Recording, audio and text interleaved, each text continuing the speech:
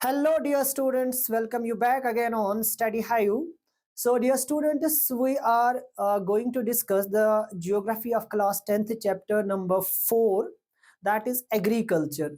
In this chapter, we will discuss all the important concepts that are going to be asked in NCRT based examinations as well as that are going to be asked in the CBSE examinations. So, let us start without wasting the time. तो चलिए बच्चों, हम आज start करते हैं geography class 10th का एक और इम्पोर्टेंट चैप्टर एग्रीकल्चर। ठीक है, एग्रीकल्चर में हम उन सारे कॉन्सेप्ट्स को डिस्कस करेंगे जो स्टेट लेवल एग्जाम्स में पूछे जाते हैं, सेंट्रल लेवल एग्जाम्स में पूछे जाते हैं, सीबीएसई में पूछे जाते हैं। इस चैप्टर में हम डिस्कस करेंगे कि एग्रीकल्चर क्या होता है, एग्रीकल्चर में फार्मिंग का कॉन्सेप्ट क्या है, इंपॉर्टेंट क्रॉप्स क्या है, ठीक है, टेक्नोलॉजिकल और इंस्टीट्यूशनल रिफॉर्म्स क्या है, वो सारी इंपॉर्टेंट चीजें जो एग्जाम में पूछी जाएंगी।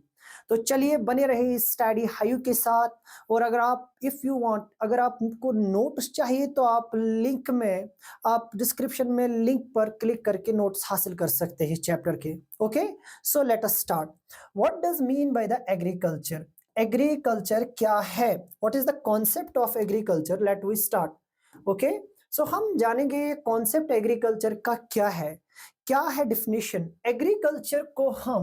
अगर हम एग्रीकल्चर की बात करेंगे कि ये एग्रीकल्चर क्या होता है, तो एग्रीकल्चर बजाते खुद is a composition of two words, is a composition of two words. Remember, composition of two words, ये दो लफ्जों से बना हुआ है, टू वर्ड्स। इस एग्रीकल्चर टर्म में दो अल्फाज शामिल है, यानी एग्रीकल्चर क्या है? एग्रीकल्चर एक टर्म है जिसमें दो लफ्ज है। कौन कौन से? एक तो है एग्री, ठीक, और दूसरा है culture. Remember, agri and culture. Term agri लिया गया है वर्ड एगर से। कहां से? एगर। एगर का मतलब क्या होता है? सॉइल, मिट्टी। और कल्चर का मतलब क्या है? कल्चर का जियोग्राफी में मतलब बनता है, in geography culture means cultivation. Culture का यहां पर मतलब है कल्टीवेशन, हाँ, प्रैक्टिस। रिमेंबर, तो हम क्या समझेंगे? तो क्या एग्रीकल्चर का मतलब हुआ cultivation on soil, cultivation with soil, ठीक है। हम जरा इन टर्म्स को भी देखेंगे। क्या इसका एक मतलब ये बनेगा कल्टीवेशन ऑफ क्रॉप्स? हाँ, कल्टीवेशन ऑफ क्रॉप्स इसका एक मतलब बनेगा। क्या इसका एक मतलब ये भी बनेगा growing of crops? Growing of crops. क्या इसका मतलब कुछ और भी बनेगा? चलिए, क्योंकि हमें ये टर्म ब्रॉड सेंस में समझनी है, एक ब्रॉडर पर्सपेक्टिव में समझनी है, तो हम क्या कहेंगे? हम कहेंगे, ठीक है, हम कहेंगे कि एग्रीकल्चर खाली इतना ही नहीं है।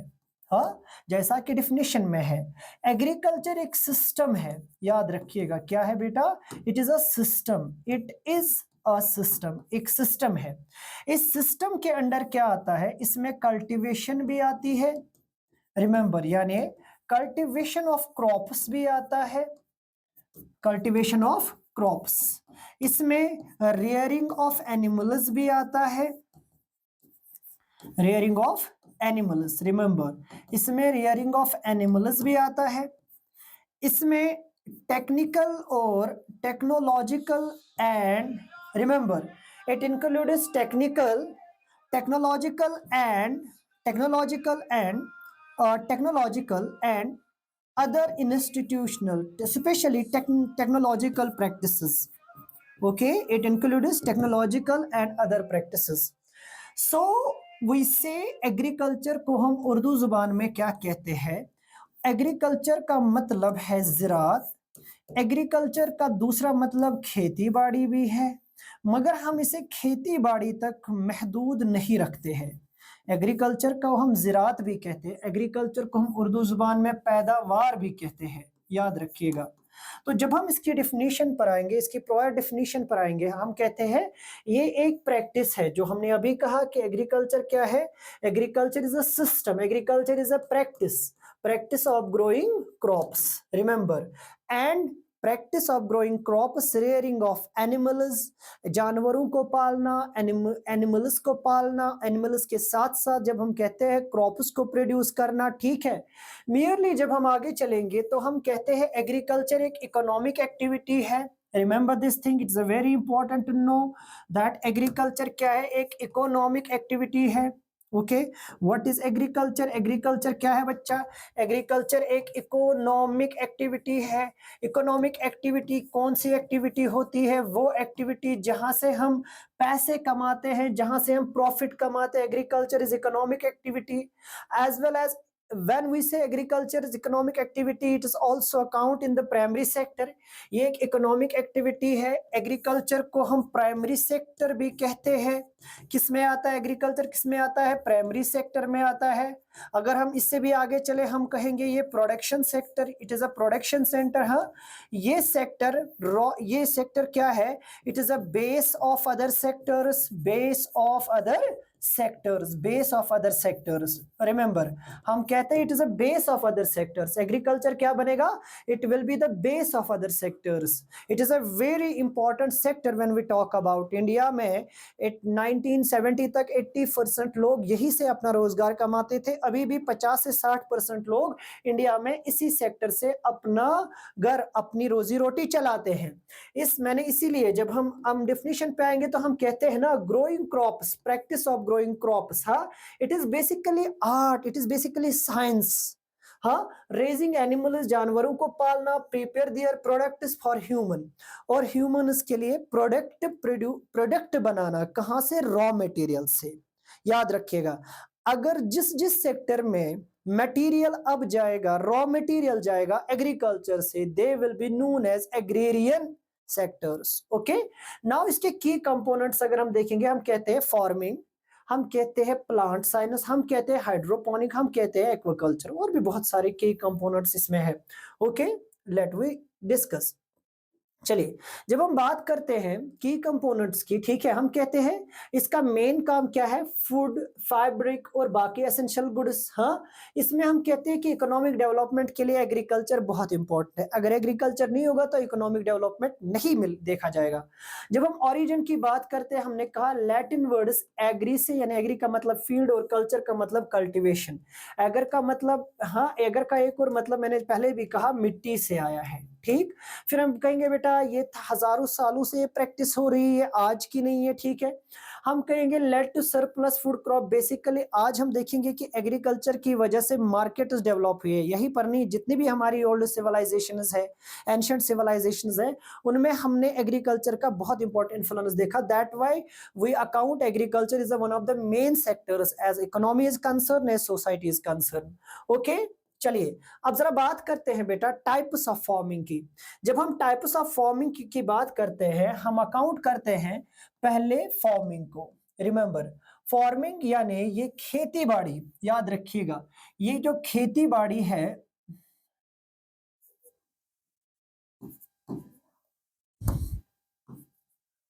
ये जो खेती बाड़ी है, खेती बाड़ी,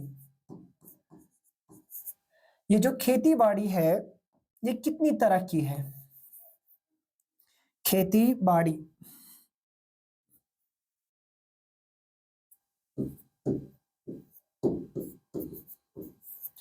खेती बाड़ी, ये खेती बाड़ी कितनी तरह की है, किस किस तरीके की है? Okay, we will try to know it. चलिए, तो हम जरा खेती बाड़ी पे बात करेंगे कि खेती बाड़ी किस किस एंगल की है, इसमें क्या क्या आता है। ठीक, चलिए, तो हम क्या अकाउंट करते हैं, हम कहते हैं खेती बाड़ी मेनली हम दो हिस्सों में बांटते हैं। याद रखिएगा, इस फार्मिंग को हम दो मेन ग्रुप्स में बांटते हैं। एक को हम कहते हैं primitive subsistensive farming, primitive subsistensive farming. दूसरा क्या बनेगा? Intensive सब्सिस्टेंसिव farming. अब ये प्रिमिटिव क्या बनेगा? What does mean by the primitive? जहां पर हम क्रॉप्स उगाएंगे, जहां पर हम फार्मिंग करेंगे, जहां पर हम प्रोडक्शन करेंगे रिवायती तरीकों से, ट्रेडिशनल तरीकों से, जहां पर हम फसलें उगाएंगे किस लिए उगाएंगे? अपने घर को चलाने के लिए, अपनी फैमिली को चलाने के लिए। यहाँ पर कोई नया, कोई न्यू मोड कोई अप्लाई नहीं होगा, कोई टेक्नोलॉजी का इस्तेमाल नहीं होगा, फर्टिलाइजर्स ट्रेडिशनल यूज होंगे या यूज ही नहीं होंगे, यहाँ पर रिवायती फसलों का इस्तेमाल होगा। ठीक है, कोई नई चीज नहीं होगी। इसमें क्या आता है, प्रिमिटिव में सबसे जो पुराना तरीका, हम अगर दूसरी भाषा में कहेंगे, ये पुराने तरीके से प्रैक्टिस होने वाली एग्रीकल्चर है। ठीक है, यानी जिसे हम कहेंगे बेटा, सबसे पहले it is a traditional way of agriculture, traditional practice of agriculture, traditional practice of agriculture. Remember, it is a traditional practice of agriculture. Agriculture की जो ट्रेडिशनल प्रैक्टिस है उसी को हम प्रिमिटिव कहते हैं। प्रिमिटिव में अगर हम चलेंगे तो shifting cultivation is one of the important feature, shifting cultivation याद रखिएगा। इसमें no use of modern tool, no use of modern tool. हाँ, इसमें सबसे इंपॉर्टेंट क्या है, no use of modern tools, कोई मॉडर्न टूल का इस्तेमाल नहीं होगा। नो यूज ऑफ HYV, कोई HYV यूज नहीं होगा। इसमें क्या होगा, इसमें लोग नो यूज ऑफ कैपिटल, इसमें कोई no use of capital, no use of labour, no labour. हाँ, ये सारी चीजें नहीं होगी, बल्कि फैमिली की मदद से यहाँ पर फसलें उगाई जाएंगी, फैमिली मेंबर्स ही काम करेंगे। ठीक है, मैंने अभी शिफ्टिंग कल्टीवेशन का एग्जांपल दिया, हम अभी शिफ्टिंग कल्टीवेशन को डिस्कस करेंगे। उससे पहले इस इंटेंसिव को देखेंगे। Intensive it is a modern agriculture. क्या है? Modern agriculture. Remember, it is a modern agriculture. When we talk about, हम कहते हैं इंटेंसिव सब्सिस्टेंसिव इज, क्या है? Intensive subsistensive is a modern agriculture. Remember, it is a modern agriculture. Okay, intensive जब हमने कहा it is a modern agriculture या it is a modern form of agriculture, so it is a very important to say that intensive का मतलब होता है जब हमारे पास फसलें ज्यादा हासिल करने का मौका होगा या जरूरत होगी। रिमेंबर, ये कब वजूद में आया? ये वजूद में आया, इट ऑकर्ड व्हेन, रिमेंबर, जब क्या होगा? व्हेन पॉपुलेशन इंक्रीजेस, जब पॉपुलेशन इंक्रीज होगी, याद रखिएगा। हाँ, और लैंड डिक्रीज होगी, लैंड क्या होगी? डिक्रीज होगी। उसी चीज को हमने लास्ट स्लाइड में देखा। देखिए, प्रिमिटिव फार्मिंग में स्लैश एंड बर्न, इससे स्लैश एंड बर्न भी कहते हैं। ये स्लैश एंड बर्न एग्रीकल्चर, जिसमें पहले एक बड़ा सा प्लॉट लिया जाता था, ठीक है, उस पर सारे प्लांट्स या तो पूरे काट दिए जाते थे या प्लांट इसका ऊपरी हिस्सा काट दिया जाता था। फिर नीचे की वेजिटेशन को लेकर इस सब को साफ किया जाता था और फसलें उगाई जाती थी। हाँ, अब क्या होता था, क्योंकि फार्मर जब कंटिन्यूअसली कुछ सालों तक इस हिस्से को, इस एक एरिया को, इस प्लॉट को यूज करेंगे, फार्मर जब कंटिन्यूअसली इसे यूज करेंगे तो नतीजा क्या निकलेगा? नतीजा सिंपल निकलेगा कि fertility, the land will loss the fertility once after the continuously using the plot, it loses the fertility. Once it loses the fertility, farmers had to move to another place. That why कहा गया है कि इसे कहा गया shifting cultivation भी, slash and burn भी से नाम दिया गया किसे? प्रिमिटिव फार्मिंग को।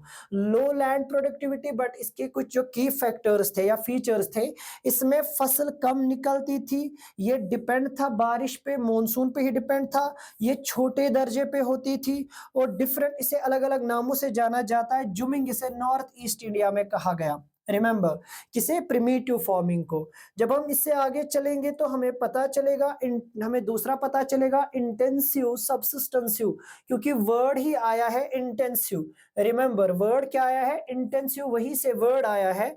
इंटेंसिव का मतलब ही हुआ जोर से, इंटेंसिव का मतलब हुआ high use of capital, high use of labour, high use of irrigation, use of modern technology.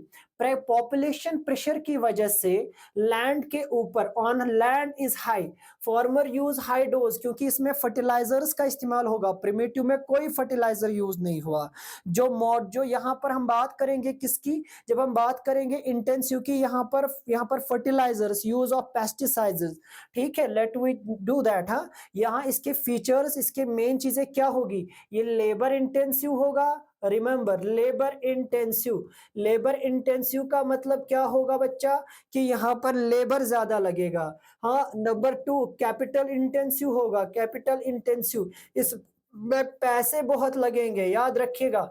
उसके बाद हमने कहा लेबर इंटेंसिव, और क्या होगा, इसमें यूज ऑफ फर्टिलाइजर्स होंगे। रिमेंबर, यूज ऑफ फर्टिलाइजर्स, इसमें खादों का इस्तेमाल बहुत होगा। खादों के बाद इसमें पेस्टिसाइड्स का इस्तेमाल होगा, इसमें HYVs का यूज होगा। हम कहेंगे use of HYVs, high yield varieties का यूज होगा। यूज ऑफ मॉडर्न मशीनरी इसमें इस्तेमाल होगी, मॉडर्न मशीनरी इसमें इस्तेमाल होगी। और याद रखिएगा, जब ये सारी चीजें होंगी, they will be features as well as the qualities of what, शाबाश, इंटेंसिव सब्सिस्टेंसिव फार्मिंग। बच्चों ये साथ साथ लिखिएगा अपनी कॉपी पे, और मैं दोहराऊंगा यहाँ पर, अगर आपको इन चैप्टर्स के नोट चाहिए तो डिस्क्रिप्शन में आपको लिंक मिलेगी, वहां से आप नोट्स हासिल कर सकते हो। Okay, so labour intensive, heavy use of chemical fertilisers, requires more irrigation, क्योंकि इन्हें इरिगेशन ज्यादा चाहिए, ठीक है। हाँ, ये इनकी बेसिक चीजें हैं, ठीक है।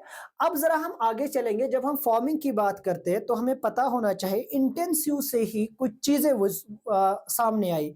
इंटेंसिव फार्मिंग की ही एक इंपॉर्टेंट ब्रांच है, एक इंपॉर्टेंट चीज है, वो है कमर्शियल फार्मिंग।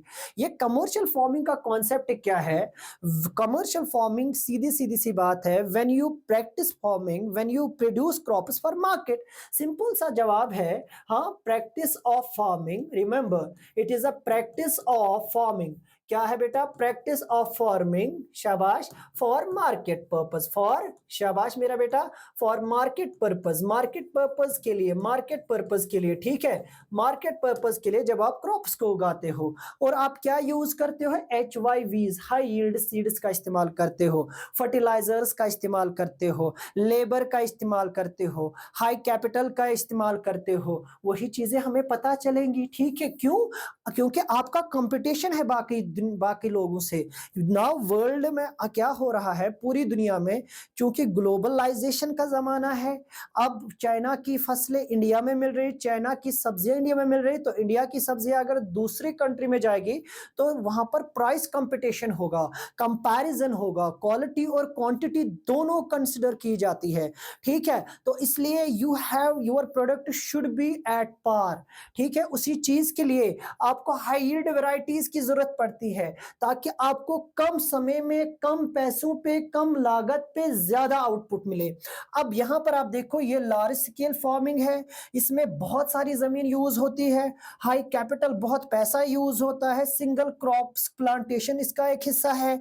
हाँ, जरा आप देखिए, tea, coffee, rubber, sugar cane, और इसके बगैर बनाना, इसमें जो सबसे इंपॉर्टेंट है ना, इसमें अगर आप देखोगे ना, माइग्रेंट लेबर का इसमें बहुत इस्तेमाल होता है, ठीक है। लेबर इंटेंसिव है, तो जहां जहां पर लेबर वहां से नहीं मिलेगा, वहां पर लेबर दूसरी जगहों से लाया जाता है। ओके, नाउ लेट अस गो। अब जरा देखते हैं बेटा, cropping pattern in India is another important topic. Cropping pattern क्या है, कि इंडिया में फसलें कैसे उगाई जाती है। याद रखिएगा बच्चा, इंडिया में फसलें कैसे उगाई जाती है, तो बेसिकली क्रॉप पैटर्न बात करेगा, क्रॉप पैटर्न बेसिकली बात करेगा कि इंडिया में क्रॉपिंग सीजन्स कैसे है, ठीक। इसे हम 3 हिस्सों में बांटेंगे बेटा, ठीक है। 3 हिस्सों में, मतलब इंडिया के पास 3 क्रॉपिंग सीजन्स है। कितने? 3। एक हुआ रबी, एक हुआ खरीफ, एक हुआ जायद। हाँ, या जायद इसे कहते हैं, याद रखिएगा। इस टेबल के जरिए आप 2 मिनट में इसे आसानी से समझ सकते हो कि रबी क्या हुआ, खरीफ क्या हुआ और जायद क्या हुआ। रबी का मतलब होता है सर्दियों वाला, खरीफ का मतलब होता है गर्मियों वाला, ठीक है। अगर मैं इसे आसान भाषा में कहूं तो सर्दी में उगने वाली क्रॉप्स, हाँ, खरीफ कहेंगे गर्मी वाली फसलें, और बेटा जायद कहेंगे अलावा। याद रखिएगा अलावा, ठीक है। तो यहाँ पर सीधे सीधे कहने वाली बात है, यहाँ पर हमने 3 हिस्सों में से डाला है, सोइंग सीजन क्या रहेगा, हार्वेस्ट सीजन क्या रहेगा और इंपॉर्टेंट क्रॉप्स कौन है। रबी यानी सर्दी में या सर्द मौसम में उगने वाली फसलें, हाँ, सर्द मौसम में जो फसलें उगाई जाती है, जिनके बीज सर्दियों में उगाए जाते हैं, डाले जाते हैं, ठीक है। तो जरा देखिए, रबी बेसिकली एक पर्शियन लफ्ज है जिसका मतलब ही है सर्द। इसी तरीके से खरीफ लफ्ज भी सर्दी, खरीफ लफ्ज का मतलब है गर्मी, ये भी पर्शियन जुबान से लाया गया है। जायद लफ्ज भी फारसी जुबान का लफ्ज है। जब आप इन तीनों लफ्जों को देखोगे, व्हेन यू सी, ये मुगल दौर में हमारे जियोग्राफी में या हमारे कल्चर में या हमारी बुक्स में ऐड हुए, क्योंकि बाज़ाब्ता तौर पर सर्वे हुई थी उस समय, क्रॉप्स की बुनियाद पर, क्रॉपिंग और सीजन्स की बुनियाद पर टैक्सेशन होता था।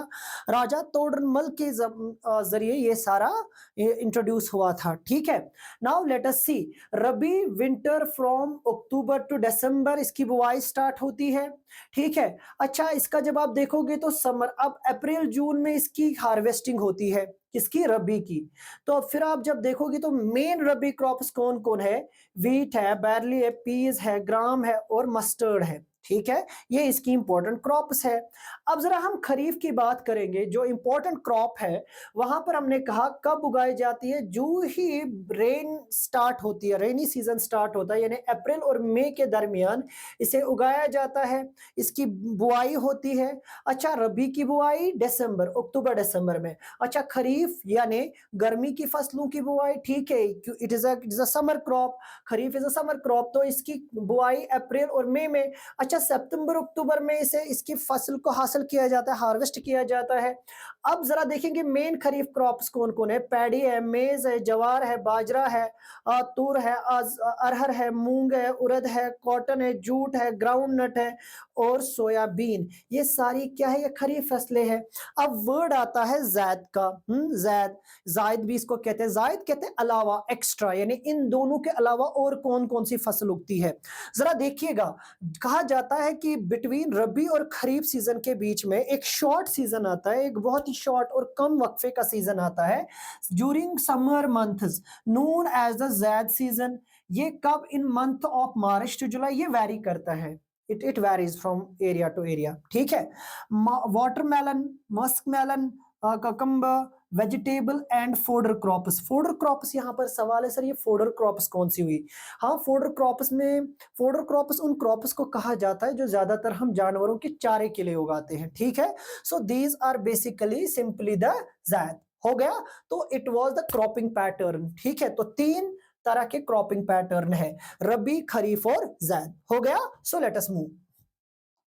चलिए, अब जरा बात करते हैं मेजर क्रॉप्स की। जब आप मेजर क्रॉप्स की बात करोगे तो इंडिया में आप देखोगे, देयर आर बेसिकली, जब आप देखो तो स्टेपल फूड क्रॉप्स है, ठीक है, फिर staple, other than staple crops है, फिर फाइबर क्रॉप्स है, ठीक है। जरा देखिएगा, there are both in the slide you can see we have all the important major crops in India जो खास कर उगते हैं। उनमें राइस पहले नंबर पर, वीट दूसरे, मिलेट तीसरे, पल्सेस, टी, हाँ, फिर बेटा coffee, sugar cane, oil seeds, cotton और कॉटन है। कॉटन के बाद यहाँ पर जूट होना जरूरी है।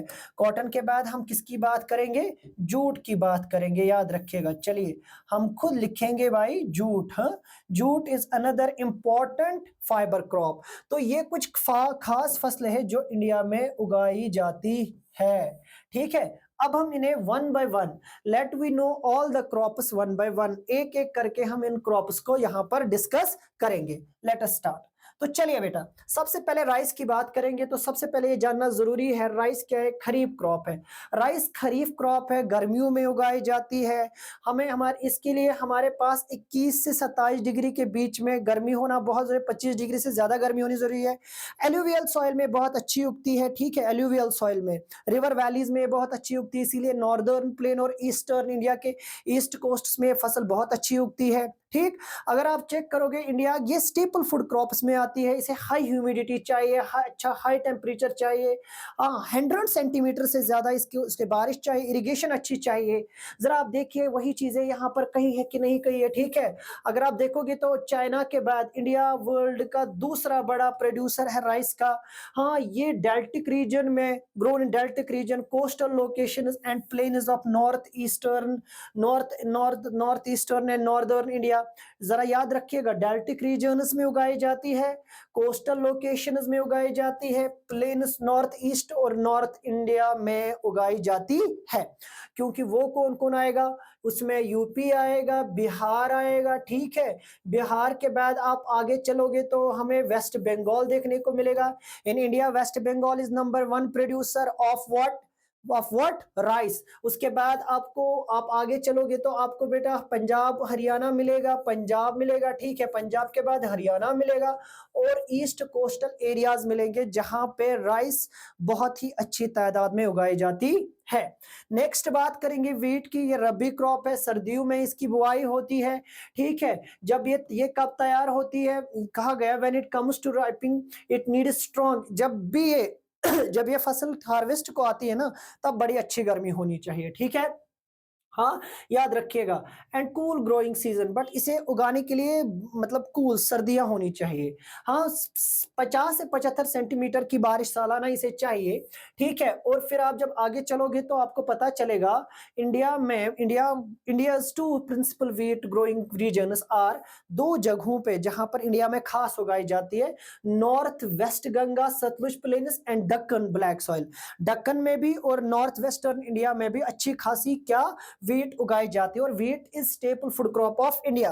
Northern and north eastern region of India is the principal food crop. कुछ जगहों पर ये मेन क्रॉप है और कुछ जगहों पर ये सब्सिडरी क्रॉप में भी काउंट की जाती है। One of the important crop है, याद रखिएगा। ओके, अच्छा इसके लिए भी कैसी मिट्टी चाहिए हमें, इसके लिए भी एल्यूवियल सॉइल ही चाहिए। ये बहुत अच्छी एल्यूवियल सॉइल में उगती है कौन, वीट। चलिए आगे। नाउ हम बात करेंगे मिल्ट्स की। मिल्ट्स की जब हम बात करेंगे तो हमारे पास 3 फसलें आती है। हाँ, जवार, बाजरा, रागी, ये 3 इंपॉर्टेंट मिलेट क्रॉप्स है जो इंडिया में उगाई जाती है। इन्हें कोर्स ग्रेन, हाँ, these are known as coarse grains, इन्हें कोर्स ग्रेन्स भी कहा जाता है। हाई न्यूट्रिशनल वैल्यू है इन तीनों क्रॉप्स की। वन बाय वन बात करेंगे तो जवार से स्टार्ट करेंगे। हम देखेंगे third most important food crop with respect to area and production. तीसरी इंपॉर्टेंट फूड क्रॉप है जब हम एरिया की बात करेंगे और प्रोडक्शन की बात करेंगे। ये रेन फेड क्रॉप है। एरिड एरिया या जहां पर हमें वीट और क्या नहीं देखने को मिलेगा, राइस, वहां पे क्रॉप सबसे ज्यादा उगाई जाती है। हाँ, अब जरा देखेंगे प्रोड्यूस इन महाराष्ट्र, कर्नाटक, आंध्र प्रदेश और मध्य प्रदेश में उगाई जाती है। बाजरे की बात करेंगे, grows well on Sandy soils, जहां पे रेतीली मिट्टी हो, हाँ, शैलो ब्लैक और हल्की फुल्की जिसमें ब्लैक सॉइल भी हो। मेजर प्रोड्यूसिंग स्टेट्स कहाँ है, राजस्थान, उत्तर प्रदेश, हाँ, महाराष्ट्र, गुजरात और हरियाणा, ये मेजर एरियाज है। बात करेंगे रागी की। अनदर इंपॉर्टेंट क्रॉप है बेटा, it is a crop of dry region, जहां पे खुश्क एरिया, एरिड एरियाज में हम बात करेंगे तो बेटा कहेंगे कि एरिड एरियाज में ये फसल अच्छी उगती है। और red black Sandy Lumi and shallow black soil अच्छी खासी रहती है, अगर रेड हो, ब्लैक हो, सैंडी और लूमी हो, ठीक है। मेजर प्रोड्यूसिंग स्टेट्स इसमें कर्नाटक, तमिलनाडु, हिमाचल प्रदेश, उत्तराखंड, सिक्किम, झारखंड और अरुणाचल प्रदेश रहेगा, ठीक है। आगे चलेंगे, नेक्स्ट देखेंगे। नेक्स्ट नंबर पर आती है मेज। मेज, मक्की। याद रखिएगा, पंजाब की बात करें तो बेटा सरसों, मक्की दी रोटी, सरसों दा साग, सबसे इंपॉर्टेंट है। चलिए, ये खरीफ क्रॉप है, याद रखिएगा, गर्मियों में उगाई जाती है। इसे अगर बारिश ना हुई तो इसे अच्छी खासी इरिगेशन की जरूरत पड़ती है। एल्यूवियल सॉइल इसके लिए सूटेबल है, ठीक है। जरा देखिएगा बेटा, कहां पे इसने वही बात की है कि flourish in old alluvial soil इसके लिए अच्छी रहती है। अच्छी से अच्छा खासा टेम्परेचर चाहिए, कितना, 20 से 21 से 27 डिग्री, ठीक है। अच्छा, ये बोथ सस्टेनेंस और फोडर, ये दोनों के लिए यूज होती है, food and fodder crop, it is both as a food and fodder crop. Karnataka, Madhya Pradesh, Uttar Pradesh, Bihar, Andhra Pradesh, Telangana और पंजाब और हरियाणा के कुछ एरियाज में भी ये उगाई जाती है, ठीक है। ये बड़ी अच्छी इंपॉर्टेंट क्रॉप मानी जाती है। अब बात करेंगे food crops other than grains. अच्छा, जो मेन फूड क्रॉप्स नहीं है बल्कि ग्रेन्स है। चलिए अब बात करेंगे उनमें शुगर केन की। सबसे इंपॉर्टेंट क्रॉप मानी जाती है शुगर केन। क्या है? ये एक ट्रॉपिकल एंड सब ट्रॉपिकल है इन नेचर में। ट्रॉपिकल यानी गर्मियों वाली क्रॉप है, ठीक है, जहां पे अच्छी खासी गर्मी रहती है, बारिश ऐसी होती है, वहां पे शुगर केन उगती है, ठीक है।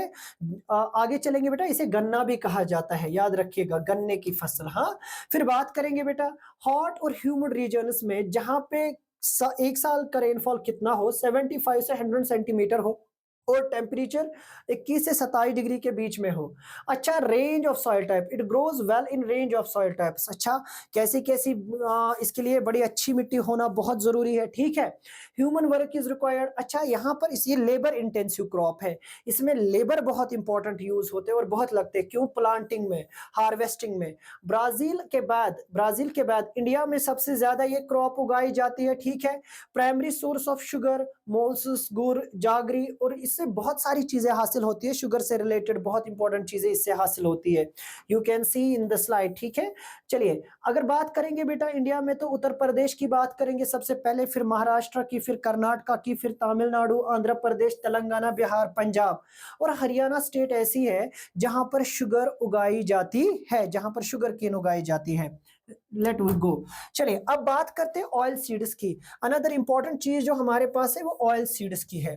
ऑयल सीड्स क्या है? हमारे पास हर एक, आप देखोगे सनफ्लावर भी है, मस्टर्ड भी है, ठीक है। ये सारी चीजें क्या है जो हमारी ऑयल की नीड्स को पूरा करती है, फुलफिल करती है। Different oil seeds are grown, ये तो पता है, हाँ, क्योंकि डिफरेंट ऑयल सीड्स हमें चाहिए। उनमें जो approximately 12% of total cropped area of India, India का जितना भी क्रॉप्ड एरिया, यानी अगर इतनी जमीन पर क्रॉप उगाई जाती है तो उसका 12%, ठीक है, वो क्या है, वो कवर करता है ये oil seeds. Men oil seeds producer याद रखिएगा जो मेन है उसमें, अच्छा, कुछ ग्राउंड नट्स है, मस्टर्ड है, सीसम है, कोस्टर सीड है, लिंसीड है, coconut, soybean, cotton seed, sunflower. अब जरा देखो ग्राउंड नट में खरीफ क्रॉप है, ठीक है। ये आप देखोगे मेजर ऑयल सीड जो इंडिया में मेजर जो ऑयल प्रोड्यूस किया जाता है, हासिल किया जाता है, वो ग्राउंड नट्स के जरिए किया जाता है। अच्छा, मस्टर्ड ये तो पता है, ये रबी क्रॉप है, ठीक है। सरसूदा साग, सरसों, जिसे सरसों भी कहा जाता है। फिर बेटा सीसम की बात करेंगे जिसको तिल भी कहा जाता है, ये खरीफ क्रॉप है, नॉर्थ में उगाई जाती है और साउथ में भी उगाई जाती है। कैस्टर सीड्स ये बेटा बोथ रबी और खरीफ दोनों है, ठीक है। लिंस सीड्स ये एक रबी है। इसी तरीके से कोकोनट, नारियल, सोयाबीन, हाँ, जिसे कश्मीरी में मुठ भी कहा जाता है। फिर कॉटन सीड्स की बात करेंगे, उससे भी बेटा हासिल किया जाता है, कॉटन सीड से भी ऑयल हासिल किया जाता है। और सनफ्लावर, सनफ्लावर तो महंगा है ही है और बहुत ही अच्छा भी है, ठीक है, इसके अपनी बहुत सारी न्यूट्रिशनल क्वालिटीज भी है। Now let we discuss the two important that is called the beverage crops. अब जरा दो बेवरेज क्रॉप्स की बात करेंगे, किसकी? टी। अब जरा जब हम आए तो बेवरेज क्रॉप्स की बात करेंगे। बेवरेज क्रॉप्स में कौन कौन आता है? T and coffee. कौन कौन आता है बेटा जी? टी भी आती है और कॉफी भी आती है। दोनों इंपॉर्टेंट क्रॉप्स है, ठीक है, कैश क्रॉप्स की लिस्ट में आता है। जैसे अगर हम बात करेंगे फाइबर क्रॉप्स में हमारे पास कॉटन आएगा, हमारे पास जूट आएगा, ठीक है। इसी तरीके से हमारे पास बेवरेज में टी और कॉफी आएगा। सबसे पहले टी की बात करते हैं। टी ब्रिटिशर्स ने इंट्रोड्यूस की। ये इंडियन क्रॉप नहीं है, ये नेटिव क्रॉप नहीं है, ठीक है, ये लाई गई है इंडिया में, ब्रिटिशर्स ने लाई है प्लांटेशन के जरिए। आसाम आसाम केरला, कर्नाटका और उसके बगैर वेस्ट बंगाल में सबसे ज्यादा उगाई जाती है, दार्जिलिंग में सबसे ज्यादा उगाई जाती है, ठीक है। इसे बहुत अच्छी, इसे हॉट, इसे बड़ी अच्छी, मतलब जिसे हम कहेंगे ना दूसरी भाषा में रेनी सॉइल, इसे ऐसी जगह जहाँ पे बारिश अच्छी खासी होती है, ठीक है। इसलिए आप देखोगे कि स्पेशली वेस्ट बंगाल का एरिया इसके लिए बड़ा सूटेबल है। हाँ, जरा देखिएगा बेटा, crop for beverage to India, ये ब्रिटिशर्स ने इंट्रोड्यूस की। ट्रॉपिकल और सब ट्रॉपिकल दोनों रीजन्स में बड़ी अच्छी से उगती है। हाँ, इसके पास एक फर्टाइल और वेल ड्रेन सॉइल चाहिए जिसमें ह्यूमस बड़ा अच्छा हो। और याद रखिएगा जब हम बात करेंगे तो टी बशेस, इन्हें बहुत ही अच्छा वार्म टेम्परेचर चाहिए, ह्यूमिड भी चाहिए और फ्री ऑफ फ्रॉस्ट, यानी वहां सर्दियां ना हो, ऐसा टेम्परेचर जहां पे सर्दियां ना हो बल्कि गर्मियां रहती हो। हाँ, ये टी इंडस्ट्री, जब हम टी इंडस्ट्री की बात करेंगे, ये लेबर इंटेंसिव, इसमें पत्तियों को उठाना, फिर वो जमा करना, फिर उनको सुखाना। फिर हम बात करेंगे आसाम की बात करेंगे। हाँ, the highland of Darjeeling, Jalpaiguri की बात करेंगे, ये कुछ एरियाज़ है जहाँ पर सबसे अच्छी चाय उगती है इंडिया में। वेस्ट बंगाल की बात करेंगे, तमिलनाडु की बात करेंगे, केरला की बात करेंगे, ये ऐसी स्टेट्स है जहाँ पर चाय इंडिया में उगाई जाती है। अब बात करेंगे कॉफ़ी की, coffee another important food beverage crop है। जब हम इसकी बात करते हैं तो कॉफ़ी यमन से इंडिया में इंट्रोड्यूस की, ये भी इंडिया में इंट्रोड्यूस की गई, ठीक है? ये याद रखिएगा कॉफ़ी क्योंकि वर्ल्ड वाइड बड़ी मशहूर आजकल चल रही है, इंडियन कॉफ़ी टेक ओवर कर रही है बाकी कॉफ़ीज़ को, ठीक है? और आप देखोगे जब आप देखोगे with production located in India, it is cultivation is limited to Nilgiri region of Karnataka, ज़्यादातर नीलगिरी में उगाई जाती है। इसे भी बड़ा हॉट टेम्परेचर चाहिए, ठीक है? केरला, तमिलनाडु, हाँ, वहाँ और सबसे इम्पोर्टेंट बाबा बूदान हिल्स, ये बाबा बूदान हिल्स में भी अब कॉफ़ी की कल्टीवेशन स्टार्ट हो चुकी है, ठीक है? एक इम्पोर्टेंट क्रॉप मानी जाती है, ये भी इंडिया में इंट्रोड्यूस हुई है। Now let we discuss the horticulture crops. जब हम क्रॉप्स की बात करेंगे तो हमारे पास एक और लिस्ट आती है हॉर्टिकल्चर क्रॉप्स, यानी हम बात कर रहे हैं फ्रूट्स की, प्रोडक्शन ऑफ फ्रूट्स। हमें तो उसमें पता है बहुत सारी चीजें, तो सबसे इंपॉर्टेंट हम बात करेंगे, देखिए इसने कहा है India is a producer of tropical as well as temperate fruits. दो तरह के, एक तो ट्रॉपिकल जो ट्रॉपिकल एरियाज में इंडिया में उगाए जाते हैं, एक टेम्परेट जो सर्दी वाले एरिया और गर्मी वाले एरिया, दो ऐसे एरिया जहां पर फ्रूट्स उगाए जाते हैं। अब मेजर क्रॉप्स की जब हम बात करेंगे तो उनमें है ही कॉलीफ्लावर, ओनियन, कैबेज। जब हम ना मेजर क्रॉप्स में बात करेंगे, जैसे हम बात करेंगे वेजिटेबल्स की बात करेंगे, उनका जिक्र भी लिया गया है, ठीक है? फ्रूट्स का भी जिक्र लिया गया है। अब इसमें स्पेशली अभी जब हम बात करें तो मेजर क्रॉप्स जो इंडिया में प्रोड्यूस होते हैं, मेजर वेजिटेबल जो इंडिया में प्रोड्यूस हो रहे हैं, उनमें कॉपी है, कॉलीफ्लावर है, ओनियन है, कैबेज है, टोमेटो है, ब्रिंजल है, पोटैटो है, ठीक है? इसी तरीके से बहुत सारी इंडिया में हॉर्टिकल्चर क्रॉप्स भी है, ठीक? हॉर्टिकल्चर में both vegetables as well as the fruits भी आते हैं। अब जरा बात करते हैं, सबसे पहले मैंगो की बात करते हैं। महाराष्ट्र, आंध्र प्रदेश, तेलंगाना, उत्तर प्रदेश और वेस्ट बंगाल में उगता है। ऑरेंज नागपुर सबसे मशहूर है, हाँ। चिरनपूंजी की बात करेंगे, मेघालय की बात करेंगे, बनानाज ऑफ केरला, केरला में बनानाज उगते हैं। मिजोरम, महाराष्ट्र और तमिलनाडु की बात करेंगे, ये कुछ इंपॉर्टेंट चीज है। लिच्ची की बात करेंगे तो लिच्ची और गिवाओ उत्तर प्रदेश और बिहार में उगाया जाता है। पाइनएप्पल की बात करेंगे तो मेघालय, ग्रेप्स की बात करेंगे तो आंध्र प्रदेश, तेलंगाना और महाराष्ट्र में उगते हैं। अब जरा बात करेंगे एप्रिकॉट की, वॉलनट की, एप्पल्स की, ठीक है? वो जम्मू कश्मीर और हिमाचल। कश्मीर का सेब तो पूरी दुनिया में मशहूर है ही है, इंडिया में भी मशहूर है, ठीक है? Now the next one, that is the non food crop. अब फूड क्रॉप्स की बात नहीं करेंगे, हाँ, नॉन फूड क्रॉप्स की बात करेंगे, जिनमें हम बात करने जा रहे हैं फाइबर क्रॉप्स की। किसकी? फाइबर क्रॉप्स की। जरा बात करते हैं, ठीक है? फाइबर क्रॉप्स, फाइबर क्रॉप्स में हमारे पास सबसे पहले कॉटन आएगा, फिर जूट आएगा, ठीक है? फिर उसके बाद हम देखेंगे फाइबर में क्या क्या आता है। Cotton, jute, hemp. हेम्प किसको कहते हैं हम बताएंगे। कोकोनट के ऊपर जो रहने वाली वो घास जैसी होती है उसको हेम्प कहते हैं, उससे रस्सियां बनाई जाती है, वो नेचुरल फाइबर है, ठीक है? इसके बगैर सिल्क की बात करेंगे, ये नेचुरल, 4 नेचुरल फाइबर्स में आता है। हाँ, ये देखिए कॉटन है, जूट है, हेम्प है, ठीक है? ये इंडियन सॉइल में are growing in the soil, ठीक? अब कॉटन भी जमीन से उगता है, जूट भी, हेम्प भी, ये सारा सॉइल से उगता है। हाँ, सिल्क जो है वो कोकूनू से हासिल होता है। सिल्क वर्म्स ग्रीन लीव्स पर छोड़े जाते हैं कीड़े एक तरह के, वो फिर कीड़े खा खा के अपने ही सलाइवा से ना, सलाइवा के अंदर वो फंस जाते हैं और लास्ट पर मर जाते हैं, और फिर उन कोकूनू से सिल्क हासिल होता है, वो भी नेचुरली है। Rearing of silk worms for the production of silk fibre is known as sericulture. अच्छा, इसे क्या कहा जाता है? इसे सेरिकल्चर कहा जाता है। सिल्क वार्मिंग को, सिल्क रेयरिंग को सेरिकल्चर कहा जाता है। सबसे पहले रबर की बात करेंगे, एक इक्विटेरियल क्रॉप है, ये गर्मी वाले एरिया में जहाँ पे अच्छी बारिश हो और गर्मी हो वहां पे रबर उगेगी, ठीक है? अच्छा, इसे मॉइस्ट और ह्यूमिड क्लाइमेट चाहिए। रेनफॉल इसे 200 सेंटीमीटर से ज्यादा, मैंने अभी कहा, टेम्परेचर भी 25 डिग्री से ज्यादा ही चाहिए, तब उगेगी, वरना नहीं उगेगी। ये इंपॉर्टेंट इंडस्ट्रियल रॉ मटेरियल माना जाता है, इंडस्ट्रीज में ये सबसे ज्यादा यूज होता है। अच्छा, केरला, तमिलनाडु, कर्नाटका जो इंडिया का साउदर्न रीजन है ना, वहां पे सबसे ज्यादा उगाई जाती है। इसके बगैर अंडमान निकोबार आइलैंड, गैरो हिल्स, मेघालय में बेटा ये रबर उगाई जाती है। अब जरा बात करेंगे कॉटन की। कॉटन एक खरीफ क्रॉप है, याद रखिएगा। इसे हाई टेम्परेचर चाहिए, इसे मतलब ठीक ठाक बारिश चाहिए, 210 फ्रॉस्ट फ्री डेज चाहिए कॉटन को उगने के लिए, बड़ी अच्छी ब्राइट सनशाइन चाहिए, ठीक है। कॉटन अच्छी उगती है किसमें? ब्लैक सॉइल में, याद रखिएगा। That is why cotton is also, cotton के लिए हमने परसों भी कहा था black soil is also known as cotton soil. Deccan plateau में बहुत अच्छी कॉटन एरिया में उगती है।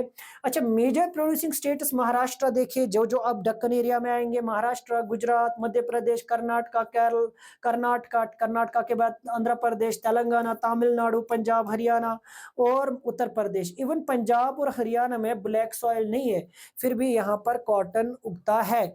इसीलिए मगर दक्कन एरिया में बहुत अच्छा कॉटन, बड़ी अच्छी क्वालिटी का कॉटन उगता है। अब बात करेंगे जूट की, ठीक है। अब जूट कहाँ पे उगता है? इसे गोल्डन फाइबर के नाम से भी जाना जाता है क्योंकि इसकी बड़ी वैल्यू है। नेचुरल है, ठीक है, वेल ड्रेनेड फर्टाइल एलुवियल सॉइल में उगता है, फ्लड प्लेन्स में उगता है, बड़ा अच्छा हाई टेम्परेचर चाहिए, ठीक है। और ज्यादातर ये किस लिए? बैग्स को बनाने के लिए, मैट, रोप्स, यार्न, कारपेट को बनाने के लिए इसकी बहुत इंपॉर्टेंस है, ठीक। जो मेजर जूट प्रोड्यूसिंग है वो वेस्ट बंगाल है। इंडिया का 90% जो जूट है ना, वो अकेले वेस्ट बंगाल से ही प्रोड्यूस होता है, याद रखिएगा। कहाँ से? वेस्ट बंगाल से ही। और फिर उसके बाद बिहार, आसाम, यानी बाकी जो बचता है ना 90% के आगे, वो बिहार, आसाम, उड़ीसा और मेघालय से ही हासिल होता है। अब चलिए अब बात करते हैं सबसे इंपॉर्टेंट टॉपिक की, institutional and technological and institutional reforms की। टेक्नोलॉजिकल और इंस्टीट्यूशनल रिफॉर्म्स क्या है? यानी इंडिया में टेक्नोलॉजी में कौन कौन से सुधार आए और इंस्टीट्यूशनल यानी गवर्नमेंट ने कौन कौन से सुधार इंट्रोड्यूस किए एग्रीकल्चर में, ठीक है। जरा बात करेंगे तो सबसे पहले देखिए, क्योंकि क्यों एक इंपॉर्टेंट सेक्टर है ये, हमने पहले भी कहा इकोनॉमी में पहला sector production sector primary sector है। Primary sector means agriculture sector, और बाकी सेक्टर्स को सपोर्ट यहां से मिलता है। इंडिया का 60% जो वर्क है वो इसी एरिया से आता है। That why we need to bring the number of changes in this sector, we need to develop this sector, ठीक है। ये अन्न देने वाला सेक्टर है, इसलिए इसकी ज्यादा देख रेख रखनी बहुत जरूरी है। More than 60% of population depend on agriculture for their living, ठीक है, ये हमने अभी कहा, ठीक है। इसके बगैर आप देखोगे, हम अब सीधी सीधी बात करेंगे कि कुछ इनिशिएटिव्स जो गवर्नमेंट ने उठाए इस सेक्टर में, क्या क्या इनिशिएटिव्स उठाए, चले देखते हैं। प्रोग्राम लॉन्च किया गया, उसमें सबसे पहले था personal accident insurance plan, PAIS, ठीक है, पर्सनल एक्सीडेंटल इंश्योरेंस, हाँ, इंश्योरेंस स्कीम। इसका मकसद क्या था? जो भी फार्मर होगा उसके लिए एक पर्सनल एक्सीडेंटल इंश्योरेंस, अगर उसे कुछ भी होता है तो 2 लाख या उससे ज्यादा की रकम उसको दी जाएगी। नंबर 2 था KCC, किसान क्रेडिट कार्ड। किसान क्रेडिट कार्ड मानिए एक कर्जा, बार बार फार्मर बैंक पे नहीं जाएगा, उतनी डॉक्यूमेंटेशन नहीं करेंगे, उसको एक कार्ड देंगे एक पर्टिकुलर लिमिटेशन के साथ, एक रकम उसको अलॉट की जाएगी, वो रकम खर्च करेगा, वापस पे करेगा, नहीं मिलेगी लो इंटरेस्ट पर, ताकि उसकी फॉर्मिंग इफेक्ट ना हो, साहूकारी सिस्टम से उसको आजादी मिले। क्योंकि बार बार उस बेचारे को कर्जे की जरूरत पड़ती है, पैसे की जरूरत पड़ती है। हाँ, इसके बगैर स्पेशल वेदर, सबसे इंपॉर्टेंट चीज वेदरिंग के लिए, सबसे वेदर इंपॉर्टेंट होता है एक फार्मर के लिए, तो weather reports, weather news issue की गई, ठीक है। बट टीवीज पर प्रोग्राम चलाए गए, किसानों के लिए प्रोग्राम चलाए गए। दे वेयर अनदर इंपॉर्टेंट, यानी special weather briefing and TV radio agriculture shows for farmers. वहां पर एक्सपर्ट्स को बुलाया गया, साइंटिस्ट्स को बुलाया गया कि कैसे एक फार्मर, एक बेटर फार्मर एक अपनी अपनी हालत ठीक कर सकता है, ठीक है। गवर्नमेंट एडिशनली और क्या करेगा? Declares for procurement of remunerative and minimum support price, MSP का इंट्रोडक्शन। MSP बहुत इंपॉर्टेंट है, मिनिमम सपोर्टिव प्राइस, ठीक है, जिसके लिए पिछले साल फार्मर्स ने बहुत लड़ा था, ठीक है। मिनिमम सपोर्ट प्राइस की कम से कम कीमत, इससे नीचे कीमत पर बाजार में कोई नहीं बेचेगा, ना तो कोई खरीदेगा, ठीक है। मिनिमम सपोर्ट प्राइस कम से कम इतना दाम मिलना चाहिए, ये गवर्नमेंट का था, ये भी गवर्नमेंट का, ये भी गवर्नमेंट का। It is called the institutional, जो गवर्नमेंट चेंजेस लाए, उन रिफॉर्म्स को, जो रिफॉर्म जो सुधार गवर्नमेंट लाए तो इंस्टीट्यूशनल। अब जरा देखेंगे और for significant crops order to prevent. अब इसके बाद क्या हुआ, मिडलमैन सिस्टम को खत्म करने की कोशिश की गई, मॉडर्न टेक्नोलॉजी को इंट्रोड्यूस किया गया, US model agriculture system India में इंट्रोड्यूस किया गया, मॉडर्न एग्रीकल्चरल इक्विपमेंट्स को, इरिगेशनल इक्विपमेंट्स को इंडिया में इंट्रोड्यूस किया गया, ट्रैक्टर्स उसकी बेस्ट एग्जांपल है, HYVs का इस्तेमाल हुआ, दैट इज ऑल्सो जो green revolution doctor M S Swaminathan ने इंट्रोड्यूस किया था इंडिया में, ठीक है, उन हाइब्रिड क्रॉप्स का इस्तेमाल इंडिया में हुआ, that is also the institutional reforms, ठीक है, टेक्नोलॉजिकल रिफॉर्म्स, बात आगे करेंगे, ठीक है। अब जरा लास्ट की तरफ चलते हैं, तो contribution of agriculture to the national economy employment output. अच्छा, नेशनल इकोनॉमी में एग्रीकल्चर का क्या कंट्रीब्यूशन है, चलिए देखेंगे। कहा गया approximately 52% of all workers were involved in farming industry. Farming industry में, एग्रीकल्चर में 2010-11 में 52% लोग थे, ठीक है। तो सबसे ज्यादा जो आप देखोगे ना काम जो आ रहा है वो एग्रीकल्चर से आ रहा है, that why one of the important contributing sector है।